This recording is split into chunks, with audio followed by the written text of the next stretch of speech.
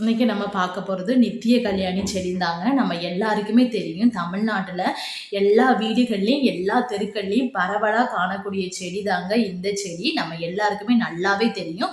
பல கலர்களில் இருக்குது, இதுக்கு பல பெயர்கள் இருக்குது. எப்படி பல கலர்கள் பல பெயர்கள் இருக்கோ அதே மாதிரி இதோட நன்மைகளும் பலவாக இருக்குங்க. இதோட பல பெயர்கள் என்னன்னு பார்த்தோம்னா நித்திய கல்யாணி, பட்டிப்பூ, நயனதாரா, சுடுகாட்டு மல்லி, கல்லறைப்பூ அப்படின்னு இதுக்கு நிறைய பெயர்கள் இருக்குங்க. கலர் பார்த்தோம்னா ஒயிட் கலர்ல இருக்கு, பிங்க் கலர்ல இருக்கு, ரெட் கலர்ல இருக்கு, எல்லோ கலர்ல இருக்குங்க. இதோட பயன்கள் பார்த்தோம்னா முதல்ல இதுக்கு பராமரிப்பே அதிகமாக தேவை கிடையாதுங்க. தன்னாலே வளரக்கூடிய ஒரு செடி தான். அதே மாதிரி இதோட ஃபர்ஸ்ட் பயன்கள் பார்த்தோம்னா சர்க்கரை நோய்க்கு பயன்படுதுங்க. டீயாக பயன்படுத்தலாம், கஷாயமாக பயன்படுத்தலாம், பூக்களை பயன்படுத்தலாம். ஆனால் இது பார்த்தீங்கன்னா டைரெக்டாக நீங்கள் பயன்படுத்தக்கூடாது. உங்களோட மருத்துவரை அணுகி தான் நீங்கள் பயன்படுத்தணும்.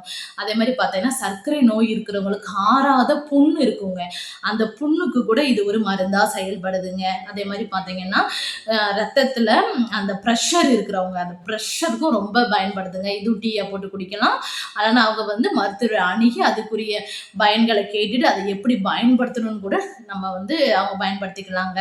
அதே மாதிரி பார்த்தீங்கன்னா இன்னும் எதுக்கெல்லாம் அதிகமாக இதோட பயன்கள் இருக்குன்னு பார்த்தா ஸ்கின் டிசீஸ், அலர்ஜி, தோலில் புண்ணு இருந்தால் ஆறாத புண்களுக்கு அது நிறைய நல்ல ஒரு பயனுள்ள செடியாக இருக்குங்க. நிச்சயமாக அடுத்து எதுக்கு பயன்படுதுன்னு பார்த்தா இதில் இருக்கிற ஆல்கலாய்டுங்க ரொம்ப பயனுள்ளதாக இருக்குது. புற்றுநோய்க்கு அது ஒரு மருந்து அதிலிருந்து தயாரிக்கிறாங்க. அப்போ இது பார்த்துக்கோங்க, இது எவ்வளோ பயனுள்ள செடின்னு சொல்லிட்டு. ஆனால் நம்ம வீடுகளில் இருக்கும்போது நம்ம அதை மதிக்கிறது கூட கிடையாது. சும்மா அது பூத்து பூத்து கொடுங்க, அதோட பயன்கள் நமக்கு தெரியாது. நாங்கள் ஹோமியோபதியில் இதை நாங்கள் எப்படியெல்லாம் யூஸ் பண்ணுறோன்னு பார்த்தீங்கன்னா நிச்சயமாக நிறைய வகைகள் நாங்கள் யூஸ் பண்ணிட்டு இருக்கோங்க. நான் முன்னமே சொன்ன அதே தான். சர்க்கரை நோய்க்கு யூஸ் பண்ணுறோம், பிளட் ப்ரெஷருக்கு யூஸ் பண்ணுறோம், சரும நோய்களுக்கு யூஸ் பண்ணுறோம், புண்களுக்கு யூஸ் பண்ணுறோம். இது போக வேறு எதுக்கெல்லாம் யூஸ் பண்ணுறோம்னா நம்ம வாயில் ஓரல் கேவிட்டியிலேருந்து வர கம்ப்ளைண்ட்ஸ்க்கு யூஸ் பண்ணுறோம். ப்ளீடிங், வாயிலேருந்து திடீர்னு ப்ளீடிங் வரும்ல, அதுக்காக யூஸ் பண்ணுறோம். பெண்களுக்கு வர்ற அந்த மாதவிடாயில் அதிகமாக போகிற ரத்தப்போக்கு அதுக்கு நாங்கள் யூஸ் பண்ணுறோம்.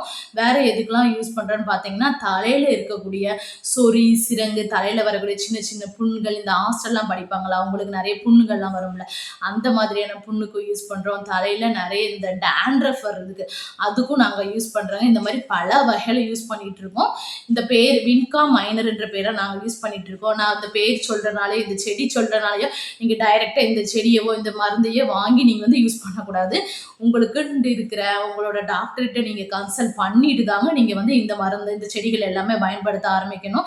என்னோட எல்லா வீடியோஸ்லையுமே அந்த செடிகள் காமிப்பேன், அதோட அந்த ப்ராடக்ட் எல்லாமே கரெக்டாக காமிப்பேன். நீங்கள் டைரெக்டாக எதுவுமே யூஸ் பண்ணக்கூடாதுங்க. நிச்சயமாக அது உங்களுக்கு ஆபத்தாக முடியும். அதே மாதிரி இந்த செடியில் இவ்வளோ நன்மை இருக்குன்னு சொல்லிட்டு பெரிய பெரிய நோய் இருக்கிறவங்க இந்த செடியை தன்னால் யூஸ் பண்ணிடாதீங்க. கர்ப்பிணி பெண்களும் தன்னால் யூஸ் பண்ணிடாதீங்க. ப்ராப்பர் டாக்டர்கிட்ட ஒரு கன்சல்டேஷன் வாங்கிட்டு தாங்க நீங்கள் யூஸ் பண்ணணும். வெண்பா ஹோமியோபதி கிளினிக்கில் ஆன்லைன் கன்சல்டேஷன் அவைலபிளாக இருக்குது. நீங்கள் எப்போ வேணாலும் காண்டாக்ட் பண்ணிக்கலாங்க. தேங்க்யூ.